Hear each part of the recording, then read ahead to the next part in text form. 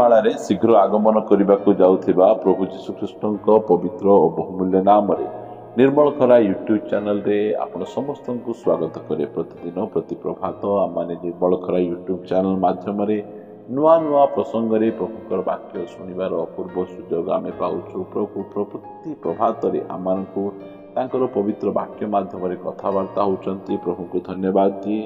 ତାହା ସହିତ ଆପଣ ସମସ୍ତଙ୍କୁ ଧନ୍ୟବାଦ ଦିଏ ଯେ ଆପଣମାନେ ନିୟମିତ ଏହି ଚ୍ୟାନେଲ ଦ୍ୱାରା ପ୍ରସାରିତ ହେଉଥିବା କାର୍ଯ୍ୟକ୍ରମ ଗୁଡ଼ିକକୁ ଦେଖୁଛନ୍ତି।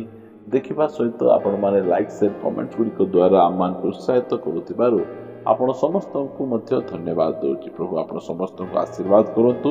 ଆସନ୍ତୁ ଆଜିର ପ୍ରସଙ୍ଗ ନିକଟକୁ ଯିବା। ଆଜିର ପ୍ରସଙ୍ଗଟି ଏହି ପ୍ରକାର ଅଟେ, ମଣ୍ଡଳୀ ମଧ୍ୟରେ ଚାଲିଥିବା ବଡ଼ ଭୁଲ। ମଣ୍ଡଳୀ ମଧ୍ୟରେ ଚାଲିଥିବା ବଡ଼ ଭୁଲ। ପ୍ରିୟମାନେ, ଏହା ପ୍ରାୟ ସବୁ ମଣ୍ଡଳୀରେ ଏହି ପ୍ରକାର ଭୁଲ ଚାଲିଛି। ସେ ବିଷୟରେ ଆପଣମାନଙ୍କୁ ଅଳ୍ପ ସମୟ କିଛି କହିବା ପାଇଁ ଚାହେଁ। କାରଣ ଆଜି ମଣ୍ଡଳୀରେ ବାକ୍ୟକୁ ଏତେ ଗୁରୁତ୍ୱ ଦିଆଯାଉନାହିଁ।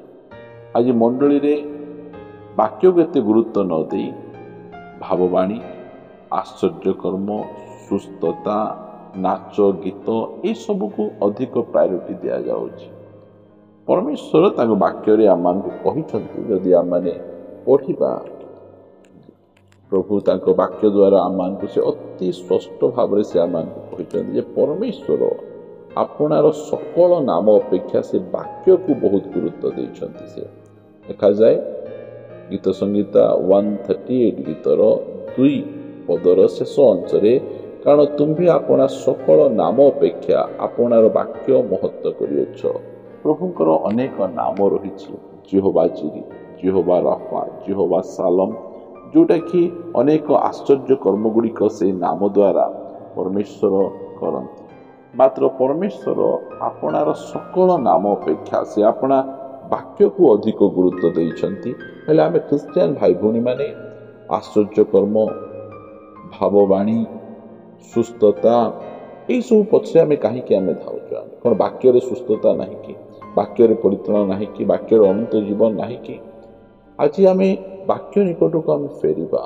କାରଣ ପ୍ରଭୁ ଯୀଶୁଖ୍ରୀଷ୍ଟ କହିଲେ, ଆକାଶ ମଣ୍ଡଳ ପୃଥିବୀ ଲୋପ ପାଇବ, ମାତ୍ର ମୋର ବାକ୍ୟ ସମୂହ ଲୋପ ପାଇବ ନାହିଁ। ଧୀରେ ଧୀରେ ଆମମାନଙ୍କର ଚର୍ଚ୍ଚ ଏହିସବୁ ଶିକ୍ଷା ଠାରୁ ଦୂରକୁ ଯାଉଛି। ଏଇଟା ହେଉଛି ଗୋଟେ ବିପଦର ଚିହ୍ନ। ଆମକୁ ବାଇବଲ ଠାରୁ ଯେଉଁ ବିଷୟ ମଧ୍ୟ ଦୂରକୁ ନେଉଛି, ବାଇବଲର ଶିକ୍ଷା ଠାରୁ ଆମେ ଅନ୍ୟ ଯେଉଁ ବିଷୟକୁ ଆମେ ଅଧିକ ଗୁରୁତ୍ୱ ଦେଉଛୁ, ତାହା ମଣ୍ଡଳୀ ନିମନ୍ତେ ବହୁତ ବିପଦର ବିଷୟ। ସେଥିପାଇଁ ଆମେ ପୁନର୍ବାର ବାକ୍ୟ ନିକଟକୁ ଆସିବା। ଆଶ୍ଚର୍ଯ୍ୟକର୍ମ ଆବଶ୍ୟକ ରହିଛି, ଭାବବାଣୀ ମଧ୍ୟ ଆବଶ୍ୟକ ରହିଛି, ମାତ୍ର ସବୁଠୁ ଟପ୍ ଆବଶ୍ୟକ ହେଲା ପରମେଶ୍ୱରଙ୍କର ବାକ୍ୟ। ପରମେଶ୍ୱରଙ୍କର ବାକ୍ୟ ଆମମାନଙ୍କ ଜୀବନ ପାଇଁ ବହୁତ ଗୁରୁତ୍ୱପୂର୍ଣ୍ଣ। ପ୍ରିୟମାନେ, କାରଣ ଆମମାନଙ୍କର ବିଶ୍ୱାସ କି ପ୍ରକାର ଆସେ? ରୋମିଓ 10:17 ପଦ ଲେଖାଗଲା ଯେ ଶ୍ରବଣରୁ ବିଶ୍ୱାସ ଜାତ ହୁଏ, ଆଶ୍ଚର୍ଯ୍ୟ କର୍ମରୁ ବିଶ୍ୱାସ ଆସେ ନାହିଁ, ଭାବବାଣୀରୁ ବିଶ୍ୱାସ ଆସେ ନାହିଁ, ମାତ୍ର ପରମେଶ୍ୱରଙ୍କ ବାକ୍ୟ, ଖ୍ରୀଷ୍ଟଙ୍କର ବାକ୍ୟ ଶୁଣିବା ଦ୍ୱାରା ଆମଠାରେ ବିଶ୍ୱାସ ଆସେ। ଆଉ ସେଇଟା ହେଉଛି ପ୍ରକୃତ ବିଶ୍ୱାସ, ସେଇଟା ହେଉଛି ଅସଲି ବିଶ୍ୱାସ। ଯେଉଁ ବିଶ୍ୱାସ କି ବାକ୍ୟ ଶୁଣିବା ଦ୍ୱାରା ଆସେ, ସେଇ ବିଶ୍ୱାସ ପ୍ରତ୍ୟେକ ପରିସ୍ଥିତିରେ ଠିଆ ହେଇପାରିବ। ମାତ୍ର ଆଶ୍ଚର୍ଯ୍ୟ କର୍ମ ଦ୍ୱାରା, ଭାବବାଣୀ ଦ୍ୱାରା ଯେଉଁ ଲୋକମାନେ ପ୍ରଭୁଙ୍କ ନିକଟକୁ ଆସୁଛନ୍ତି, ଆଉ ପ୍ରଭୁଙ୍କର ଲୋକମାନେ ଯାହା ଡିମାଣ୍ଡ କରୁଛନ୍ତି, ଏହିସବୁ ଗୁଡ଼ିକ ଆମକୁ ପରିସ୍ଥିତି ଆଗରେ ଠିଆ ହେବା ପାଇଁ ଦେବ ନାହିଁ। ସେଥିପାଇଁ ଆମେ ଖ୍ରୀଷ୍ଟଙ୍କ ବାକ୍ୟକୁ ଅଧିକ ଗୁରୁତ୍ୱ ଦେବା। ବାଇବଲର ବାକ୍ୟକୁ ଅଧିକ ଗୁରୁତ୍ୱ ଦେବାର ଆବଶ୍ୟକ ରହିଛି। ପ୍ରଭୁ ଆମମାନଙ୍କୁ ଦୟା କରନ୍ତୁ, ଅନୁଗ୍ରହ କରନ୍ତୁ। ଆମମାନେ ପ୍ରଭୁଙ୍କର ବାକ୍ୟକୁ ଆମର ମଣ୍ଡଳୀରେ ଅଧିକ ପରିମାଣରେ ପ୍ରାୟୋରିଟି ଯଦି ଆମେ ଦେବା, ତାହେଲେ ଆମର ମଣ୍ଡଳୀ ବଳବାନ ହେବ, ଆମର ମଣ୍ଡଳୀ ଶକ୍ତିଯୁକ୍ତ ହେବ। କାରଣ ସେ କହୁଛନ୍ତି ଯୁବାମାନଙ୍କୁ, ପ୍ରଥମ ଜହନ ପୁସ୍ତକରେ ସେ କହୁଛନ୍ତି, ହେ ଯୁବକମାନେ, ତୁମ୍ଭେମାନେ ବଳବାନ। କାହିଁକି ତୁମେମାନେ ବଳବାନ? କାରଣ ଖ୍ରୀଷ୍ଟଙ୍କର ବାକ୍ୟ ବା ଈଶ୍ୱରଙ୍କର ବାକ୍ୟ ତୁମ୍ଭମାନଙ୍କ ଠାରେ ରହିଅଛି। ଆମର ଯୁବକମାନେ କ'ଣ ପାଇଁ ବଳବାନ ହେବେ? ଈଶ୍ୱରଙ୍କର ବାକ୍ୟ ସେମାନଙ୍କ ଠାରେ ଥିବାରୁ, ଆଉ ସେମାନେ ପାପାତ୍ମା ଉପରେ ମଧ୍ୟ ଜୟ ଲାଭ କରିପାରିବେ। ପ୍ରିୟ ପ୍ରଭୁଙ୍କ ଲୋକମାନେ, ଆମମାନେ ଆମମାନଙ୍କର ବ୍ୟକ୍ତିଗତ ଜୀବନରେ, ମଣ୍ଡଳୀରେ ପ୍ରଭୁଙ୍କର ବାକ୍ୟକୁ ଅଧିକ ଗୁରୁତ୍ୱ ଦେବା। ଆମେ ଯେତେ ଅଧିକ ପରିମାଣରେ ପରମେଶ୍ୱରଙ୍କ ବାକ୍ୟକୁ ପଢ଼ିବା, ଶୁଣିବା, ସେଟାକୁ ଧ୍ୟାନ କରିବା, ସେତେ ପରିମାଣରେ ଆତ୍ମିକ ଜୀବନରେ ଆମେ ବଳବାନ ହେବା। ଆତ୍ମିକ ଜୀବନରେ ଆମେ ସମ୍ପୂର୍ଣ୍ଣ ଦୃଢ଼ ଭାବରେ ଠିଆ ହୋଇପାରିବା। କୌଣସି ପ୍ରକାର ଭ୍ରାନ୍ତ ଶିକ୍ଷା, କୌଣସି ପ୍ରକାର ତାଡ଼ନା ଆମକୁ ପ୍ରଭୁଙ୍କ ଠାରୁ ଦୂରକୁ ନେବ ନାହିଁ।